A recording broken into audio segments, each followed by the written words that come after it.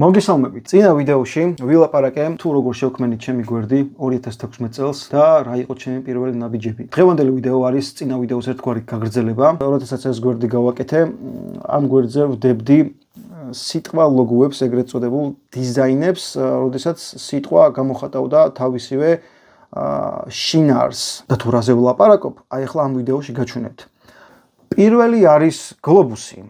აი აქ კარგად ხედავთ ახლა თვითონ B გამოხატავს გლობუსის ფორმას და U გავაკეთე როგორც ღერძი, U-ს დაბოლოება გავაკეთე როგორც ქვედა ღერძი გლობუსის. Ну, ეს სიმართლე რომ გითხრათ, დიდად არ მომწონს, 10-დან 3-ს დავუწერდი ახლა ამას, ეხლანდელი გადმოსახედით. Ну, მაგრამ არა უშავს, რა ნორმალურია. შემდეგი ველოსიპედი. Ну, ველოსიპედი ახლა თავარი რა არის ახლა ესეთ დიზაინებში, რომ პირდაპირ უცებ წაიკითხო ხოლმე და ამ შემთხვევაში ეს ასე თუ ისე აკმაყოფილებს ახლა მაგ მოთხოვნას, რომ უცებ რო შეხედავ იკითხება, რომ ველოსიპედია. ხო, მაგრამ რაღაცა დეტალებს მაინც შევცვლით ახლა მაგალითად ველოსიპედს ხო აქვს რა პედალი აქვს ხო სიტყვაზე. Ну, გასაგებია რომ ახლა კბილანები აქვს აქ, აი ეს კბილანები მაქვს გამოყენებული S-ზე და L და E არის თვითონ ბორბლები. მაგრამ მაინც სხვანაირად გავაკეთებდი ახლა თითქოს ნახევარ თვარისავით არის რაღაც წაწვრილებული და ეგეთი ახლა არ მომწონს. შემდეგი კოშკი.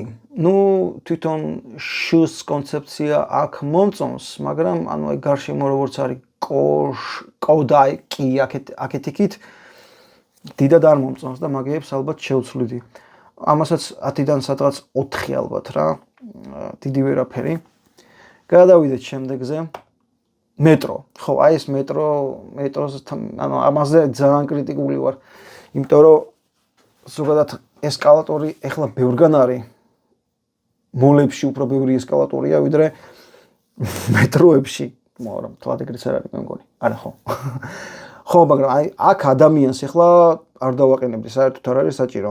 ძალიან გადატვირთულია მაგ მხრივ, ანუ ზოგადად ლოგოს თავარი კრიტერიუმი რაც არის, უნდა იყოს ლაკონიური და აი ძალიან მარტივი. ძალიან ბევრი დეტალი აქვს და ანუ ძალიან გადატვირთულია. პოსტერად წავა, როგორც ასეთი, მაგრამ ლოგო არა. ამას 10-დან 2.